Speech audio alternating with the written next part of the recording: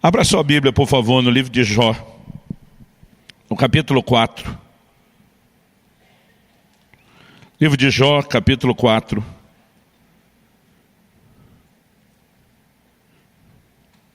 E nós vamos ler juntos do versículo 3 até o versículo 5.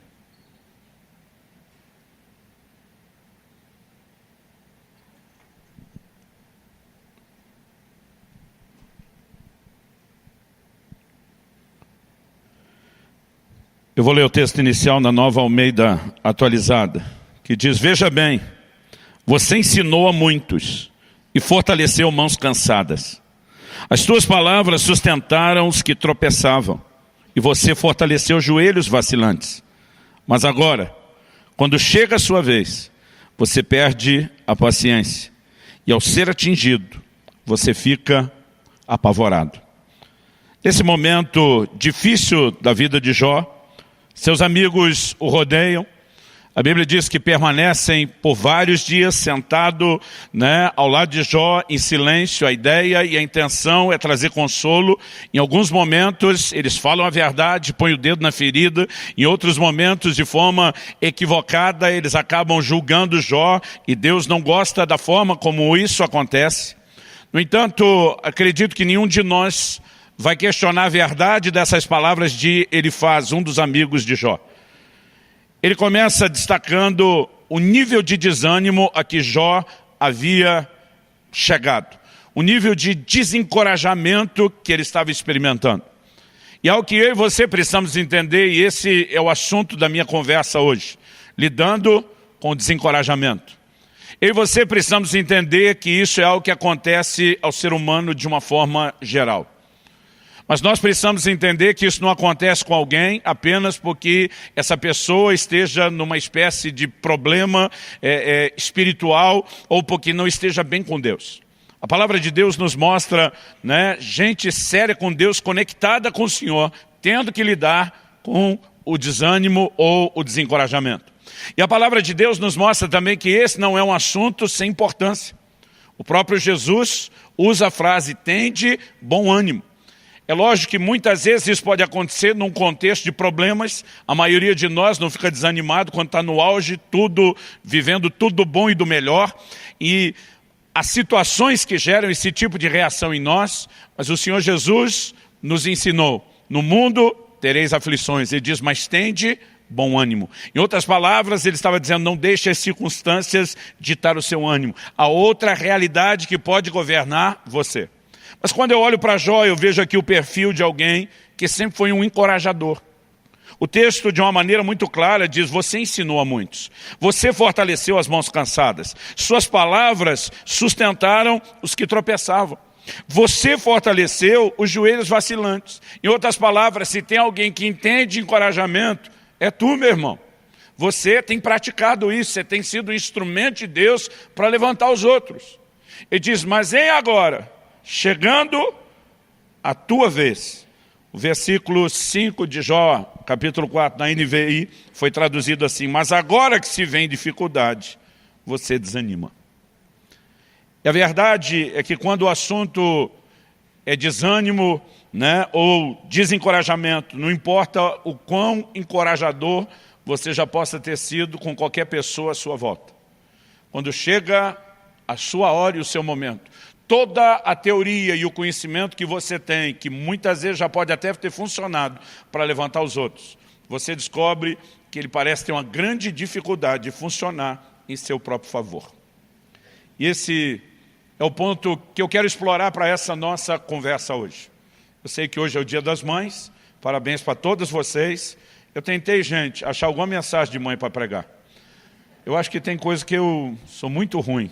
Eu não consegui achar. Eu falei: meu Deus, a Bíblia é tão grande, e não saiu nenhuma mensagem. Mas eu creio que Deus tinha um outro plano e um outro propósito. E que essa manhã não será só uma manhã de instrução, orientação, mas eu creio que será uma manhã de socorro e intervenção de Deus.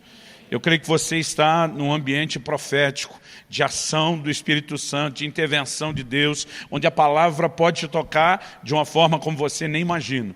Seja esse o seu momento ou não. Eu quero chamar a sua atenção aqui para essa verdade que a palavra de Deus nos mostra e nos revela. Eu olho para Jó e descubro que Jó, à semelhança de outros homens e mulheres de Deus na Bíblia, era gente parecida comigo e com você. Nós muitas vezes funcionamos como encorajadores dos outros, até que chega o nosso momento. Nós sabemos que não é correto estar desanimado, e é por isso que a gente tenta levantar os outros. Não apenas porque a gente se ama e se importa e quer ver mais do que uma cara triste, um sorriso, mas a gente sabe que é importante vencer o desencorajamento. Mas a verdade é que quando chega a nossa vez, nós nem sempre conseguimos saber como lidar com isso. A palavra de Deus nos diz, em Tiago, no capítulo 5 e no versículo 17, que Elias era homem semelhante a nós. Mas a Bíblia diz assim, sujeito aos mesmos sentimentos. E é quando eu leio essa descrição, que ele era parecido como eu e você, parecido com a gente, é quando eu leio essa descrição que eu começo a perceber, porque na verdade a Bíblia está dizendo que ele tem uma estrutura muito parecida com a nossa. E Elias, na minha opinião, é uma das pessoas da Bíblia que mais manifestaram a tal da bipolaridade. Uma hora ele está fazendo descer fogo do céu, vê uma nação inteira cair de joelhos gritando só o Senhor é Deus, vive um cenário de avivamento como poucos, mas daqui a pouco ele corre para uma caverna e ele pede para si a morte. O curioso é que a Bíblia diz que ele fugiu para aquela caverna porque Jezabel, a mulher de Acabe, do rei Acabe, ameaçou matá-lo. E a Bíblia diz que ele fugiu para salvar a vida. Esse era o propósito da fuga e de se esconder na caverna. Mas quando chega na caverna, a Bíblia diz que ele pediu para Deus a morte. E é algo que me parece bem confuso. Se eu fosse Deus, teria dito para ele, então volta que Jezabel resolve o problema. Ela está tentando te matar desde o início, você não queria. Agora você quer morrer. Muitas vezes nós entramos nesse tipo de comportamento que nem a gente sabe o que a gente realmente quer. Agora, se acontece com gente como Elias, que tem a mesma estrutura, parecida comigo e com você, eu percebo que de alguma forma a palavra de Deus não está denunciando só a bipolaridade de Elias. Ela está denunciando também a nossa. Nós temos a inclinação aos altos e baixos. No entanto, nós precisamos entender como lidar com isso. Porque uma atitude correta diante de um momento de encorajamento, ela vai fazer toda a diferença. E uma atitude errada também fará toda a diferença. Porém, não para o bem, fará a diferença para o mal. Eu gostaria, já que nós estamos dando o exemplo de Elias, apesar de ter começado falando de Jó, eu gostaria que a gente pudesse olhar um pouquinho mais para aquilo que a palavra de Deus nos descreve a respeito do que aconteceu com o próprio Elias. Eu gostaria que você fosse comigo lá para o primeiro livro de Reis, no capítulo 19.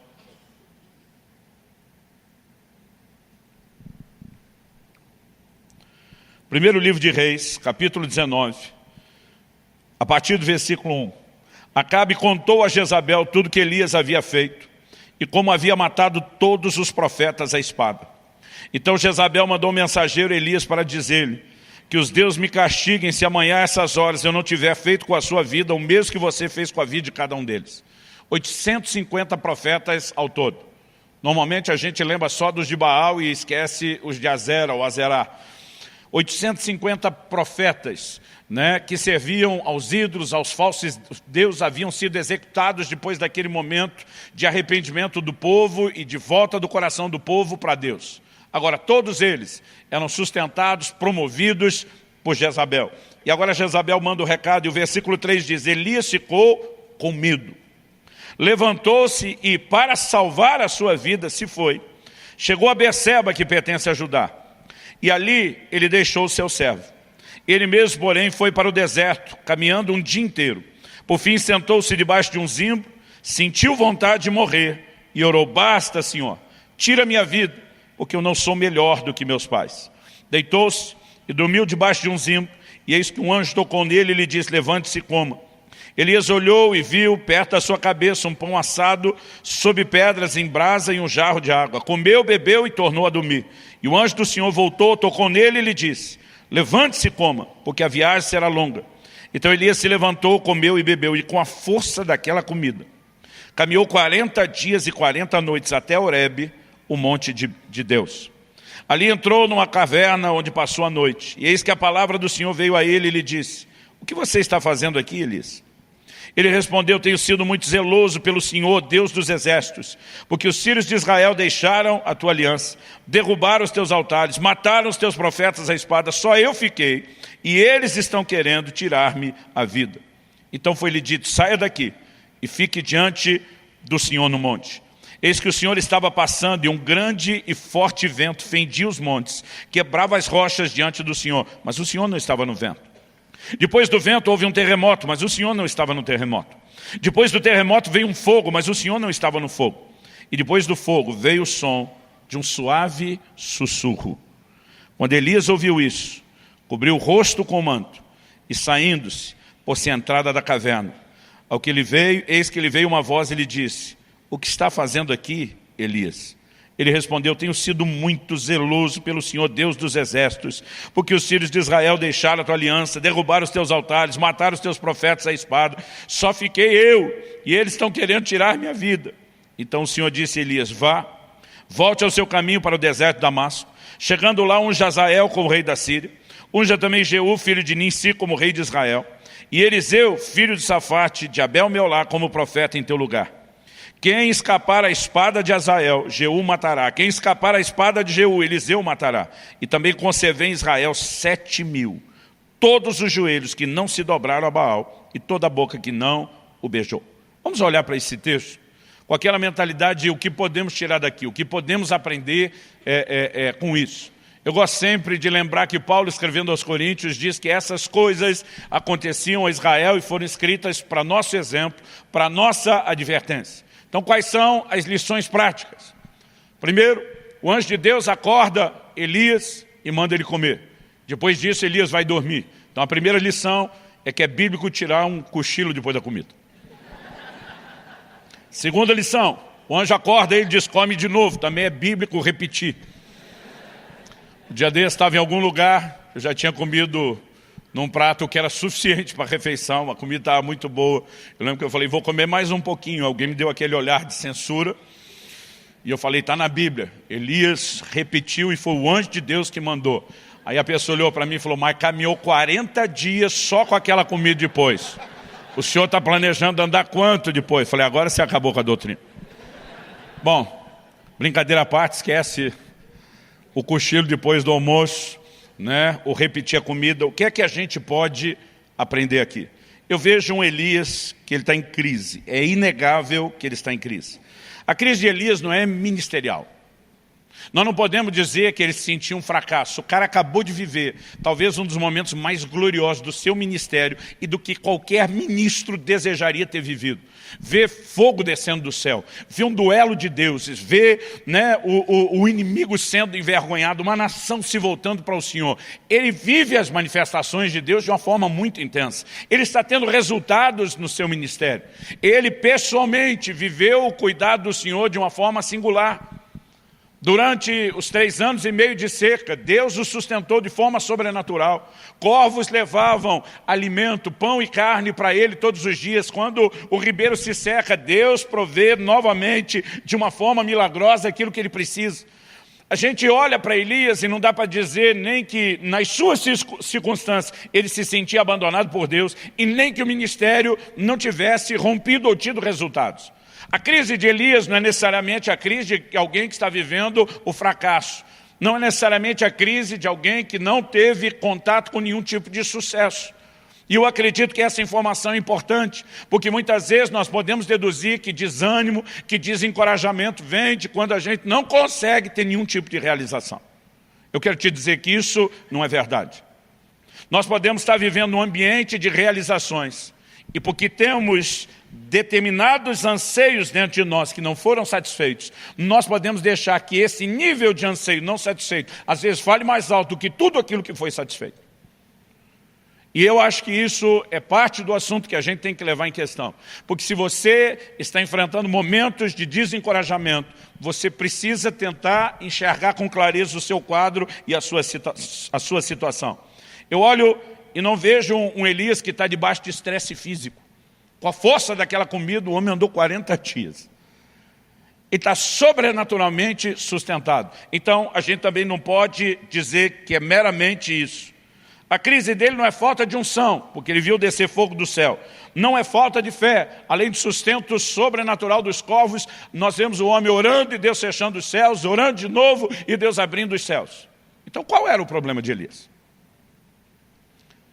Uma coisa que me chama a atenção é que no versículo 4 que nós lemos, antes de chegar na caverna, no início da fuga, ele diz para Deus o seguinte: eu não sou melhor do que meus pais.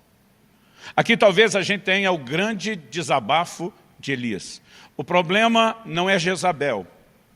O problema não é a circunstância que ele está lidando. O problema são expectativas frustradas. Eu não sei o quanto ele quis ir além da geração de seus pais, mas não importa onde ele tinha chegado, de alguma forma ele está se medindo e dizendo: eu não sou melhor, eu não fiz diferença, eu não cheguei onde deveria ter chegado. E nós temos alguém que está expressando essas expectativas frustradas. A palavra de Deus diz em Provérbios capítulo 13, versículo 12, que a esperança adiada, ela entristece o coração. Aquele tipo de coisa que você espera e acaba nunca chegando. Ele pode, muitas vezes, trazer um grande estrago emocional dentro de você. Agora, a pergunta é, algumas coisas que nós estamos esperando e que não se concretizam, deveriam necessariamente estar sendo esperadas? Há coisas que são parte de uma promessa de Deus, de um sonho que Deus colocou no nosso coração. Mas há coisas que a gente simplesmente decide que precisa delas, sem que Deus tenha nenhum tipo de compromisso com a nossa decisão. E muitas vezes a expectativa de não alcançar algo que nós queremos pode falar mais alto de estar vivendo tudo aquilo que Deus está despejando e derramando nas nossas vidas. O ser humano consegue ter essa capacidade de muitas vezes não se contentar com nada do que ele está alcançando. Quando a Bíblia fala sobre contentamento, ela nunca está limitando o assunto só a coisas materiais. Por exemplo, escrevendo aos Romanos, Paulo diz: não ambicioneis coisas altivas, mas acomodai-vos às humildes. Ali ele não estava falando só de quem deseja morar num triplex, numa baita de cobertura milionária. Ele está falando sobre pessoas que querem realização, que querem um lugar de conquista na vida, que querem reconhecimento muitas vezes. E nós precisamos entender quais são as nossas expectativas. Porque quando Deus coloca um sonho no nosso coração, quando Deus faz promessas, nós temos não apenas o direito, mas a responsabilidade de crer, de lutar por isso até que a gente viva. Mas há momentos onde Deus não falou nada a respeito de um assunto, não prometeu nada, e a gente enfiou na cabeça, encasquetou que a gente quer porque quer aquilo, e muitas vezes a frustração de não viver aquilo fala mais alto de toda a realização do que tudo que Deus está fazendo. E isso não se mostra saudável. Uma das formas de perceber na nossa própria vida, se estamos vivendo intensamente a frustração de algumas expectativas não cumpridas, falando até mais alto do que as realizações, é observar o nosso comportamento. É interessante que a palavra de Deus nos diz, aqui no versículo 3, que Elias, quando ele sai para essa jornada inicialmente de fuga, a Bíblia diz que ele para em Beceba, que pertence a Judá. E a Bíblia diz, e ali ele deixou o seu servo. Ele tinha um discípulo, ele tinha um servidor. Mas a primeira coisa que Elias fez, na hora que a coisa apertou, foi deixar quem podia estar ao lado dele, foi deixar quem poderia servi-lo, foi deixar a companhia e foi isolar-se.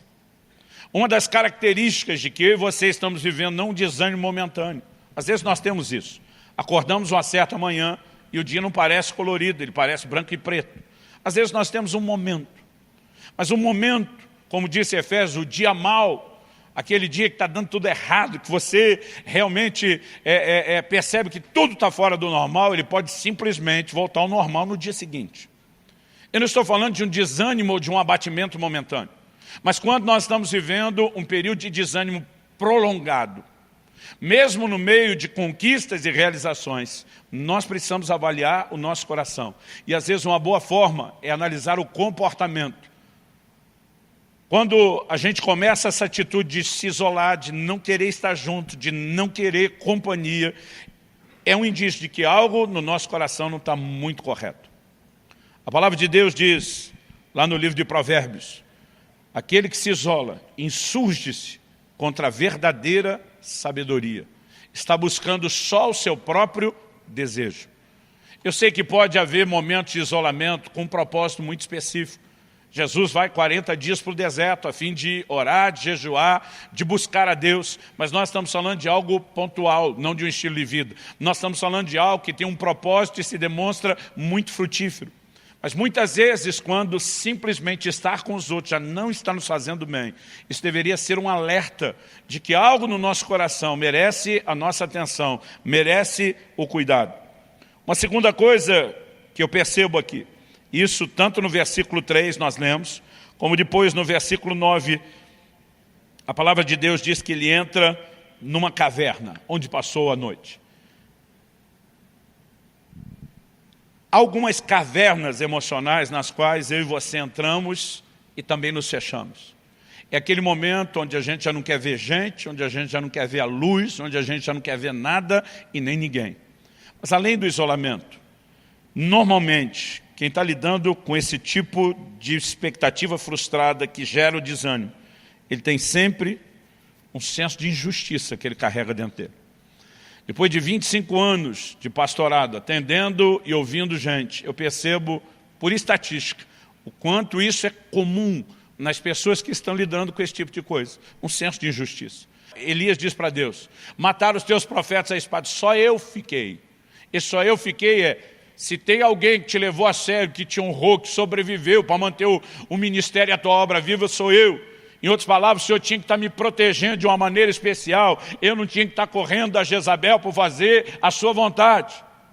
Deus nem discute se Jezabel está caçando ele ou não. Deus olha para ele e diz, ei, tem 7.000 que não dobraram os seus joelhos a Baal. Você acha que só você é o cara, que só você ficou?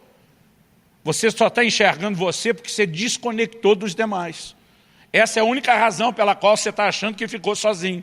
Porque se você tivesse conectado com os outros, você ia ver quanta gente está me servindo, quanta gente está me buscando, quanta gente está sendo fiel. Mas a sensação do só aconteceu comigo só eu te levei a sério, só eu estou pagando o pato. Gente, esse senso de injustiça.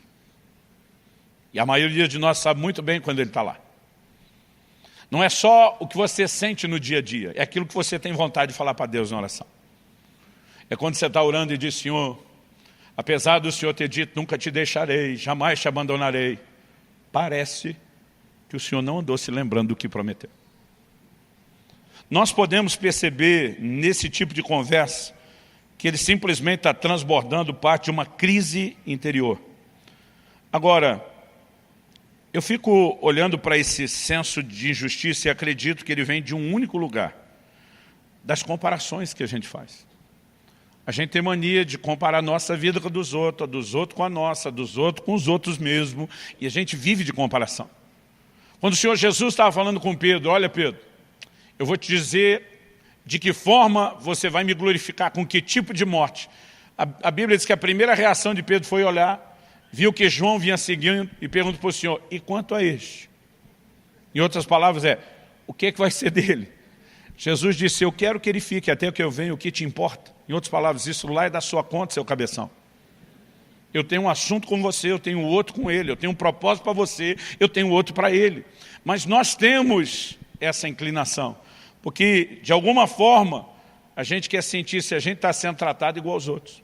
Eu lembro quando criança, eu sou de uma época onde refrigerante aparecia uma vez por semana, e não era nem por motivos de saúde, era por falta de recurso. Aparecia uma vez por semana, era a refeição do domingo. Era a época em que Coca-Litro era chamado o refrigerante família, porque o litro dava para todo mundo, hoje em dia malemar dá para uma pessoa. E quando chegava o dia que a gente tinha direito àquele refrigerante que raramente vinha, eu e meu irmão, a gente colocava o copo um do lado do outro. Mamãe tinha que servir, a gente ficava, colocou mais para ele. Era uma competição que só. Dá para entender, você vê crianças fazendo isso. Difícil seria entender adultos fazendo isso. Mas a verdade é que espiritualmente, muitas vezes, nós estamos agindo assim com Deus. O irmão foi um pouquinho abençoado. Em vez de você se alegrar com os que se alegram, você já começa a dizer para Deus, ei, eu. Porque essa inclinação à comparação, essa nossa falta de entendimento de que Deus tem um plano personalizado, desdobramentos personalizados, ela muitas vezes é injusta. Muita não, quase sempre. Porque no momento que você está vivendo a glória e o bom momento, você não fica olhando para o outro e dizendo, "Ê, Deus e ele?" Aí normalmente você só está sorrindo. Você não está nem um pouco preocupado se o seu irmão não está sendo tão abençoado quanto você. Mas se ele estiver sendo mais do que você. E a gente não chama isso de inveja.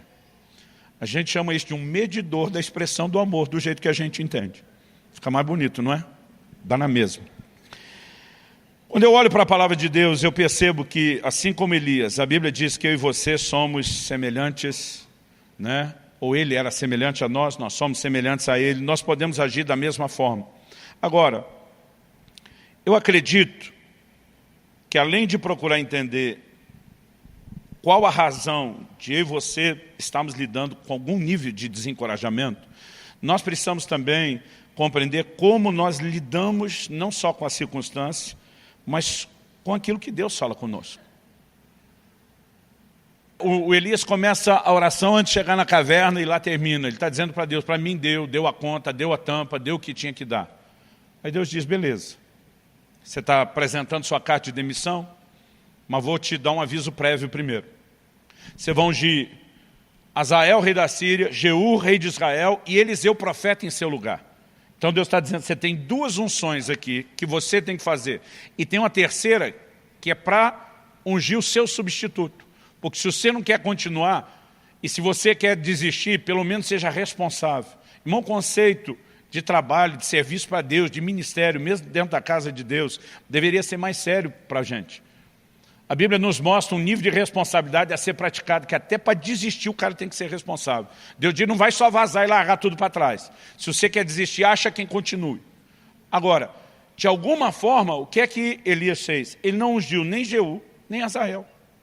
Ele vai direto no Eliseu, joga a capa nele, como quem diz, é contigo, velho. Basicamente, a minha leitura que eu faço de Elias, não é de alguém que acordou aquela manhã pensando o que eu posso fazer para desobedecer a Deus, mas tipo assim, já que estou fora mesmo, já que tem um substituto mesmo, ele que resolve o resto. Quem teve que ungir Jeú, rei de Israel, e Azael, rei da Síria, foi Eliseu. Elias nunca fez isso. Agora, o tipo de atitude dele está trazendo à tona o que está dentro do coração dele. Porque nós temos reações emocionais até o que Deus fala. E se a gente começar a aprender a olhar para dentro de nós, nós vamos perceber quanta coisa que está dentro de nós e precisa ser resolvida. Nabucodonosor tem um sonho. Ele não lembra o sonho. Deus manda alguém para dizer se sonhou isso, não só lembrar e também interpretar. Se ele só interpretasse, o rei ainda poderia dizer, talvez seja coisa da cabeça dele. Mas como ele não lembra e a pessoa conta exatamente o que ele sonhou, o rei sabe que Daniel não tinha como saber isso. Então, a partir disso, na interpretação, é lógico que a mensagem entra com toda a credibilidade. E aí Deus diz o seguinte, através de Daniel, que está diante do rei, diz, olha, você viu uma estátua com 4 tipos de metal, você é a cabeça de ouro. A estátua representava os impérios mundiais. O Senhor diz, você é a cabeça de ouro, mas depois de você virá um reino inferior ao teu. Nós sabemos que Babilônia foi o primeiro império mundial, mas foi sucedido pelos medo-persas. Mas haveria uma terceira mudança de metal. Os medo-persas foram sucedidos como império mundial pela Grécia, que por sua vez foi substituído por Roma. Antes de Babilônia, ninguém nunca dominou o mundo. Depois de Roma, ninguém nunca mais dominou o mundo. Naquela estátua que representava o império mundial, Deus diz, vão ter 4 reinados. Aí o Senhor está falando para o Nabucodonosor, você é a cabeça de ouro, mas você não vai ficar aí muito tempo não, daqui a pouco vão tomar o seu lugar. Se coloca no lugar do homem, que foi o primeiro a dominar o mundo. Você queria sim ser substituído? Capítulo 3 de Daniel começa logo depois dessa história, dizendo que ele mandou construir uma estátua. O que é que ele tinha sonhado? Com uma estátua gigante. O que é que ele mandou construir? Uma estátua gigante. Qual a diferença entre a estátua que ele mandou construir e a que ele sonhou? Que naquele sonhou, só a cabeça era de ouro. Agora ele manda fazer uma estátua inteira de ouro. O que você acha que ele está dizendo, consciente ou não? Para mim está dizendo, é ruim que eu sou a cabeça de ouro e você trocar depois. Eu sou a estátua toda, eu cheguei para ficar, daqui ninguém me tira. A reação dele ao que Deus falou não é muito difícil de perceber ou entender. Eu quero te perguntar, normalmente quais são as suas reações ao que Deus está falando sobre você, a sua condição e o seu estado? Porque isso vai revelar mais a respeito de você e do estado do seu coração do que você pode imaginar. Não tem como Deus simplesmente tirar eu e você dessa crise, se nós não tivermos a capacidade de reagir de uma forma correta ao que Ele está fazendo. Mas já que nós falamos em crise, a segunda coisa que eu quero abordar aqui, depois de falar da crise de Elias, que é parecida com muitas vezes as nossas, é a forma de Deus agir em nossas crises. Em primeiro lugar, a gente tem que entender por que Ele deixa a gente passar por crise. Hebreus, capítulo 5, versículos 7 e 8, está falando de Jesus. E diz que Ele aprendeu a obediência pelas coisas que sofreu. Irmão, se Jesus, que era Jesus, tinha aprendizado a tirar do sofrimento, é sério que você se acha tão melhor do que Ele, dizendo, eu não preciso aprender nada no meio de nenhuma crise ou sofrimento? As crises que muitas vezes nos passam, esse sentimento, essa emoção de um abandono de Deus, na verdade são parte de um investimento, de um trato, de um projeto, de um processo de Deus para o nosso crescimento e para o nosso amadurecimento. Ninguém falou nenhum amém, ó, que coisa interessante. Eu olho para a palavra de Deus e eu fico também me perguntando, se eu e você escapássemos da possibilidade de qualquer crise, e aqui eu quero falar em especial, né? Sejam pais, qualquer nível de liderança que você vai exercer, sejam discipuladores, líderes de célula, né? Sejam pastores, pregadores, nós seríamos péssimos líderes. Porque a nossa capacidade de conectar com gente normal, que também vai passar por isso, ela estaria muito limitada e comprometida. Quando a Bíblia fala de Jesus como nosso sumo sacerdote, diz, nós não temos um sumo sacerdote que não possa se compadecer das nossas fraquezas. A Bíblia diz, porque Ele, a nossa semelhança, foi tentado em todas as coisas. Ou seja, Ele pode hoje nos socorrer, porque Ele sabe exatamente aquilo que nós enfrentamos, porque Ele enfrentou a mesma coisa na pele. Eu me lembro de um dia que o Israel chega em casa, e eu já sabia pela linguagem corporal, pelo medo que ele estava manifestando de ter uma conversa comigo. Eu também tinha informação privilegiada da mãe, que acompanhava bem de perto ele na escola, e eu sabia que ia chegar uma nota vermelha no boletim. Eu me senti culpado, resolvi arrastar a família comigo para uma semana de ministrações no Nordeste, porque eu não queria estar muito desconectado deles, e aquela matéria que Israel perdeu naquela semana, quando ele chegou, mal deu tempo de recuperar, já teve uma prova surpresa, e ele acabou indo mal. Eu já tinha ouvido, para não dizer um sermão, as considerações da mãe pedagoga a respeito do que eu tinha feito, e eu já sabia o que tinha acontecido. Mas Israel chega, ele está com medo. Dá para ver assim que ele, né, tremia feito vara verde, cabeça baixa, não conseguia me olhar, ele tinha uns 11 anos de idade. Eu falei, filho, o que está acontecendo? Que? Nada. Eu falei, filho, você não consegue esconder que você está apavorado para me contar alguma coisa. Eu acho que deve ter um boletim aí dentro da sua mochila, que você não sabe como entregar. Deus te mostrou, pai. Não, filho. Você revelou para mim tudo isso. Aí nós vamos conversar. Minha preocupação é aliviar a barra. Eu estou vendo o quanto aquilo está pesando. Eu lembro que eu olhei para ele e falei, filho, presta atenção, para. Antes da gente conversar qualquer coisa. Primeira coisa que você tem que saber. Suas notas são melhores do que as minhas eram. Sério, pai? Sério. Né? Naquele momento ele me olha com a cara assim, então você me entende. Falei, o problema é que sua mãe nunca tirou nota baixa na vida. Ela só tirava 9 e 10, então ela nunca vai te entender.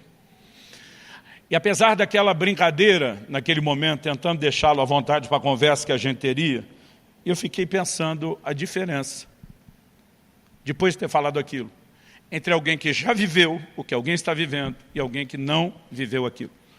Muitas vezes a nossa capacidade de conectar, né, com compaixão, com misericórdia para aqueles que estão em crise, ela seria quase nula se a gente nunca tivesse vivido nenhum tipo de dilema ou de crise. E Deus permite que a gente passe isso não apenas para o nosso crescimento, mas para criar em nós uma capacidade de conectar com aqueles que estão à nossa volta e precisam da misericórdia que eu e você já precisamos um dia. Quem está entendendo, diga amém. Agora, como Deus age nas nossas crises de desânimo ou desencorajamento? Uma coisa que me chama a atenção nesse texto que nós lemos é que Ele não nos impede de entrar na crise e às vezes Ele ainda dá corda para a gente. O Elias está correndo, aí ele para, e o anjo de Deus vem e dá uma comida. Ele come, dorme, o anjo acorda ele e diz, come de novo que você vai precisar disso. A jornada é grande.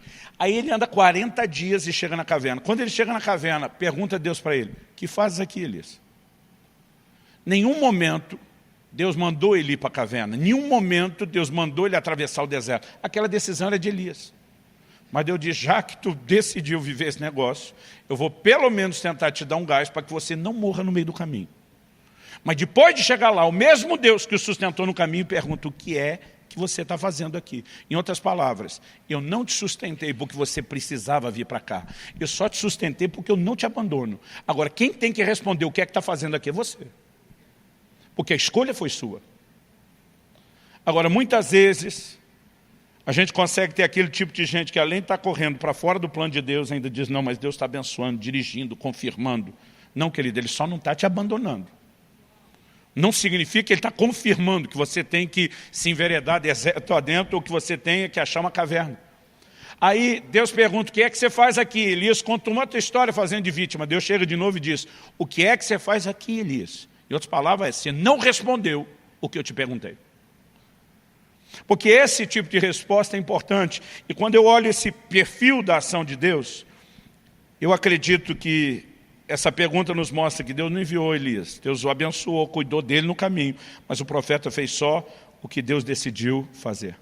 Aí Deus diz para ele, sai da caverna. Sabe o que Deus está dizendo? Eu me recuso a falar com você do lado de dentro. Eu posso ter apoiado você no sentido de não te abandonar até chegar aqui. Mas se você quer uma reviravolta, se você quer escutar minha voz, se você quer entender os novos desdobramentos, sai daí. Quem entrou na caverna foi você, quem sai é você. Eu não te tiro daí, sai. E é só depois que ele sai, que Deus fala com ele lá. Nós precisamos entender que muitas vezes estamos vivendo o fruto das nossas escolhas, das nossas decisões. Ainda que elas foram ofuscadas por sentimentos, emoções erradas, bagunçadas, Deus está dizendo, começa a arrumar a bagunça que você fez, porque eu sozinho não vou fazer isso tudo por você não. Quem está entendendo, diga amém.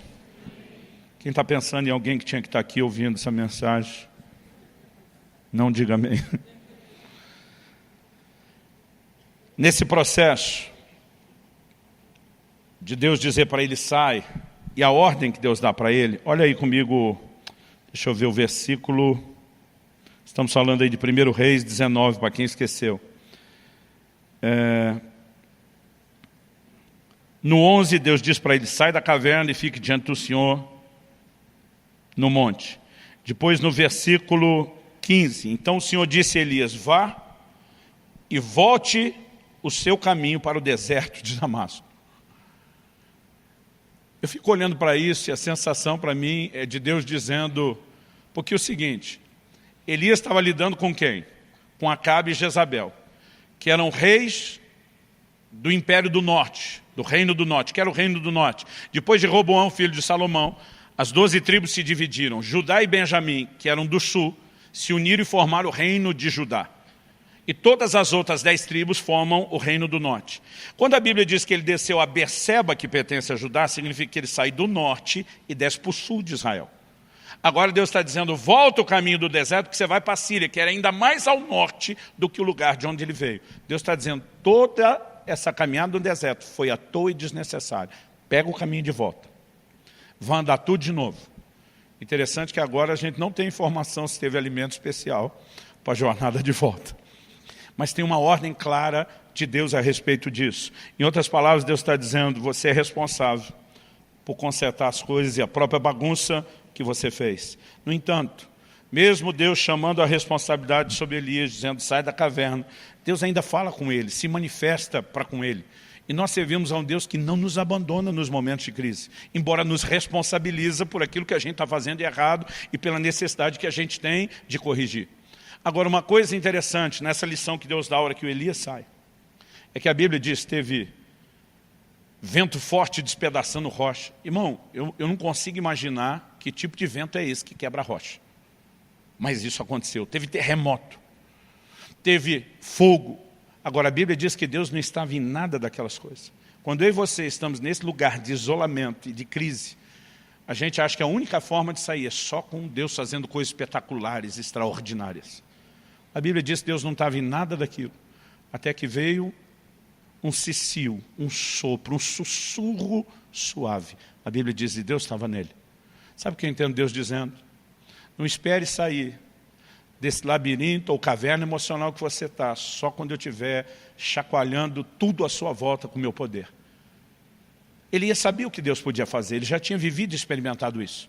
Mas Deus fez questão de dar um show pirotécnico, uma demonstração toda na frente dele, mas dizer, eu não estou nisso. Se é que é o caminho de conserto para esse momento, ele não tem a ver com o extraordinário, ele tem a ver com o simples. É uma voz suave. Você tem que prestar atenção, você tem que conectar, você tem que decidir obedecer. E eu percebo que a maneira de Deus tratar com essas nossas crises tem muito mais a ver com um processo simples do que com o extraordinário. E muitas vezes nós não arredamos o pé do lugar porque achamos que está faltando mais barulho, está faltando mais terremoto, está faltando mais fogo. E Deus está dizendo, você só precisa escutar a minha voz suave. E ela tem o poder de te colocar nos eixos. Mas para a gente terminar, a verdade é que quase sempre, quando a Bíblia fala da gente tendo que lidar com esses dilemas emocionais, a Bíblia fala de uma responsabilidade que eu e você temos de nos fortalecer no Senhor. É lógico que existem coisas que Deus vai fazer por cada um de nós. Existem coisas que nós precisamos fazer em relação ao que Deus já nos disponibilizou. Em 1 Samuel, no capítulo 30, a palavra de Deus diz que Davi e os seus homens, que estão fugindo de Saul, se aliaram aos filisteus, que eram inimigos de Saul. Mas daqui a pouco os filisteus vão sair em guerra contra Saul. Davi se dispõe e diz, eu vou com vocês guerrear. Os capitães dos filisteus se olham entre eles e dizem, não vão levar o menino não. Ele é inimigo de Saul, é o cara que Saul mais procura, que é a cabeça dele, mas se ele tiver uma chance de tentar se redimir, ser aceito, é se virar contra a gente na guerra e tentar ganhar o coração de Saul. Não vamos levar esse cara em encrenca. Aí os reis dos filisteus conversam, dispensam Davi. Davi e os seus homens voltam para casa. Já devem estar frustrados que não puderam sair à batalha, mas quando eles chegam, a palavra diz que Ziclag, o lugar onde eles estavam morando, havia sido saqueada pelos amalequitas, havia sido incendiada. Quando eles chegam, não encontram absolutamente nada naquilo que deveria ser o lar do lar. Tudo destruído, tudo queimado. Então, assim, a própria estrutura onde eles viviam, ela está toda destruída. Os familiares foram levados, os bens foram saqueados. E a palavra de Deus diz ali em 1 Samuel, no capítulo 30, se você for rápido de endereço e quiser acompanhar, no versículo 4, a Bíblia diz assim, então Davi e o povo que estava com ele ergueram a voz e choraram, até não terem mais força para chorar. Gente, não é que eles pararam de chorar porque foram consolados. Eles pararam de chorar porque não tinha mais força de continuar chorando. Agora, eles estão numa crise, no estado de desolação, sim. Versículo 6 diz assim, Davi ficou muito angustiado, pois o povo falava de apedrejá-lo. Uma lição que aprendi cedo, você quer ser o líder, você vai pagar o pato por muita coisa. Porque quando as pessoas estão amarguradas, elas sempre têm que culpar alguém. E de repente eles começam a olhar para Davi e dizem, tudo isso é por causa de você. Foram eles que foram atrás de Davi, eles decidiram andar com Davi, né? Foi a dispensa de Davi que ainda dá tempo depois deles consertarem a situação, mas naquele momento ninguém entende, porque o coração deles estava amargurado. O versículo diz, pois o povo falava de apedrejá-lo, porque todos estavam amargurados, cada um por causa de seus filhos e suas filhas. E o texto diz assim, mas Davi se reanimou no Senhor seu Deus. Quando ele vê aquela turma já falando em apedrejar, ele disse, se eu não reagir, essa história vai acabar aqui, vai acabar da forma mais trágica. Há um momento onde a minha e a sua ficha tem que cair, de que nós temos que reagir, de que nós temos que decidir mudar e virar o jogo. E a Bíblia diz que ele se fortaleceu no Senhor. A tradução que eu estou lendo diz que ele se reanimou no Senhor. É possível você encontrar ânimo no Senhor, porque você decide buscar e encontrar isso. Quem está entendendo, diga amém. Agora, eu acho lindo nessa história, quando ele decide se fortalecer no Senhor, ele vai consultar o Senhor depois disso, ele faz 2 perguntas, e Deus dá 3 respostas. Dá uma olhadinha nesse texto aí de 1 Samuel 30. O texto diz assim, no versículo 7, disse Davi a Abiatar, o sacerdote, filho de Ameleque, traga aqui a estola sacerdotal. E Abiatar a trouxe a Davi. Gente, em momentos de dor, nós precisamos aprender a recorrer à presença de Deus. Por favor, diga amém. Verso 8, então Davi consultou o Senhor dizendo, devo perseguir esse bando? Conseguirei alcançá-lo? Então, em primeiro lugar, a gente tem que tentar alguma coisa? Sim. Se a gente tentar, nós vamos achar o bando? Ou vai ser um esforço inútil, perseguir gente no deserto que talvez não deixou rastro? São as duas perguntas que ele faz. O Senhor respondeu: 1, persiga o bando. 2, porque você certamente o alcançará. E 3, a pergunta que eu acredito que Davi não teve coragem de fazer: e libertará aos cativos. Eu acho que naquela altura do campeonato eles estão vivos, nós vamos recuperá-los. Essa é a pergunta que ele não tem coragem de fazer. Mas Deus se antecipa e diz: eu vou intervir. Irmão, normalmente nós atribuímos a Deus a razão de algumas desgraças, em vez de entender que Ele pode ser exatamente a solução para a mudança do quadro. E tem gente que nessa hora chora da vida, chora de Deus, chora do que perdeu e não reage. Agora, pessoas como Davi que nos ensinam que quando nós decidimos lutar, quando nós decidimos reagir, nós vamos ver esse Deus que nós estamos acusando de não ter protegido a gente, intervindo para que a gente recupere aquilo que a gente perdeu por nossas escolhas. Quem foi que disse que Davi tinha que sair e lutar contra Saul? O problema era dele com Saul, não era dele com toda a nação que ele ia governar. Não fazia o menor sentido Davi se dispor a lutar aquela batalha. E se não tivesse saído, não tinha malequita que tinha enfrentado aqueles valentes e levado todo mundo. Mas normalmente, porque nós não resolvemos um tipo de problema, nós nos metemos em outro. Então ele está começando a ficar bronqueado e amargurado com o Saul que está perseguindo ele. Ele diz: quer saber, eu não vou mais só fugir, eu vou cair para cima, eu vou enfrentar, eu acabo com a raça do Saul. E ele deixa a casa descoberta e desguarnecida, porque não está sabendo lidar com outro tipo de problema. E agora ele tem um problema maior do que o primeiro. E aí, em vez de culpar Deus, de repente ele entende: Senhor, como eu posso consertar? Deus diz: já que você botou a cabeça no lugar, o bom senso e o juízo, e ativou a fé, bora, Davi, vamos recuperar o terreno perdido.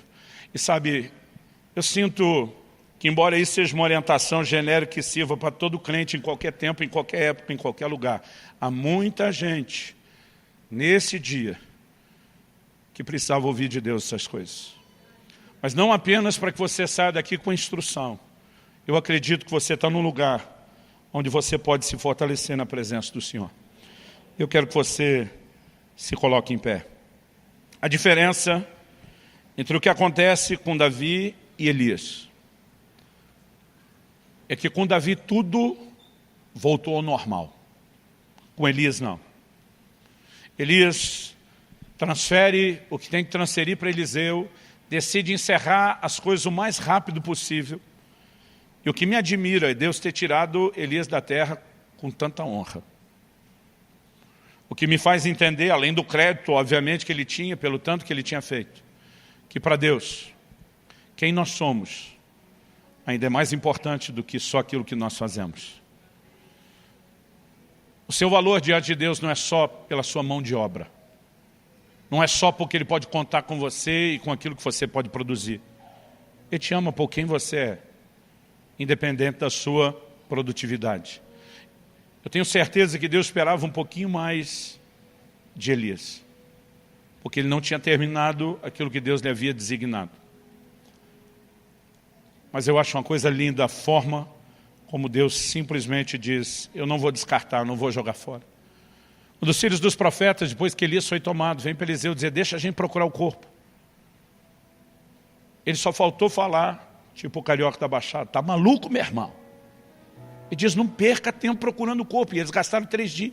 Para depois Eliseu falar que nem a mulher costuma falar ao seu marido: eu não te disse? Eu não te falei? O que Eliseu está tentando dizer para aqueles homens?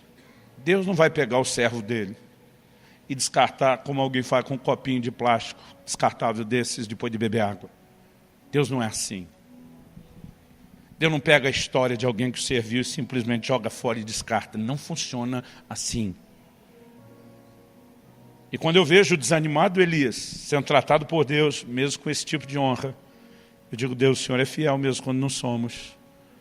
O Senhor é um Deus acima de qualquer suspeita, que merece o nosso amor, a nossa devoção. Mas a verdade é que nós precisamos entender esse Deus que é fiel, que se comprometeu dizendo: eu nunca vou deixar você.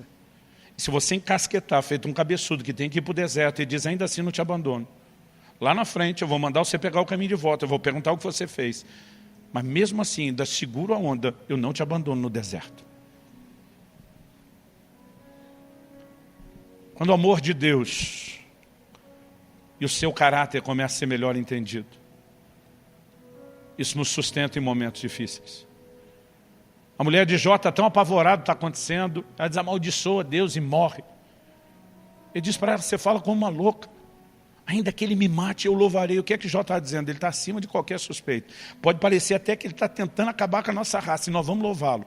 Porque ele sabe o que faz. A gente não sabe o que ele faz, mas ele sabe o que faz. Paulo dizia, eu sei em quem tenho crido. Eu gosto de dizer que a fé se apoia no caráter de Deus. No momento de emoções difíceis, não baseie sua fé e o seu relacionamento com Deus naquilo que você está sentindo. Baseie-se na revelação de quem Ele é, que já foi claramente explicitado na palavra de Deus para mim e para você. Mas a verdade é que todos nós vamos lidar com momentos de desânimo. E a pergunta é, o que é que nós vamos fazer com eles? Outro dia alguém me perguntou, pastor, eu acho que é mais fácil falar isso para o senhor, porque o senhor parece ser indesanimável. Falei, pergunta para minha mulher, porque ela já passou do meu lado. Todos nós já vivemos momentos de crise e dificuldade. Mas quando você olha alguém que já cresceu, às vezes você não consegue lembrar daquele histórico. Um dia meu filho, bem criança, ele falou, pai, a sensação que eu tenho quando eu olho para você é que você não tem medo de nada. Eu falei, por quê? Ele falou, porque você nunca demonstra medo. Eu falei, filho, deixa eu te explicar uma coisa, corajoso não é o que não tem medo. Corajoso é o que vence seus medos. Se você perguntar se o pai é corajoso, eu vou dizer sim. Se você perguntar se eu tenho medo, eu também vou dizer sim. E como eu posso ter medo de ser corajoso? Eu venço eles, eu luto contra eles. Nenhum de nós, irmão, vai estar num lugar onde não precisa lutar contra o desânimo. A questão é que se a gente não lutar em situações como essa de desânimo prolongado, ele começa a engolir a gente, fazer muito mal não só para a gente. Atitude de isolamento fazem mal para os que estão à nossa volta e que não têm culpa de nada. Atitudes de crise, de expectativa frustrada começam a fazer mal para o nosso relacionamento com Deus. Porque nós, naquele senso de injustiça, começamos a cobrar Deus como se Ele não estivesse sendo o Deus que deveria ser. Não tem como essa história terminar bem se você não decidir abandonar a caverna e dar a volta por cima. O cara que valorizava a vida e foge para salvá-la, daqui a pouco entra num nível tal nesse sentimento, que já não quer mais viver.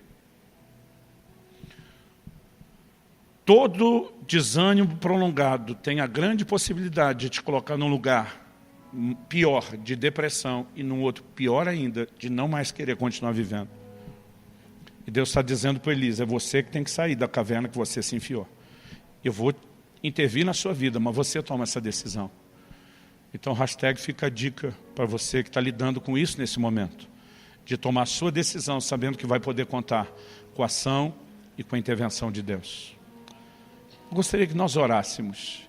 E se você é alguém que não necessariamente está vivendo um momento de desencorajamento ou de desânimo, eu creio que no mínimo esse é um momento não só de aprender a lição, mas de talvez orar por alguém. Que você lembre de alguma forma que está vivendo ou passando um momento desse. Pai, nós oramos e clamamos no nome do Senhor Jesus, pela manifestação da graça e do favor do Senhor nessa manhã.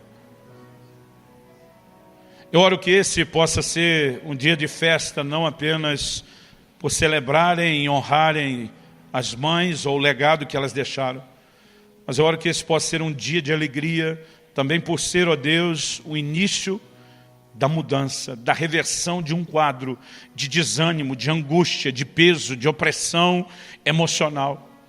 Nós oramos, Espírito Santo, a você o Consolador, orando que a capacidade de entender e aplicar a Tua palavra debaixo da Tua orientação e intervenção também se manifeste.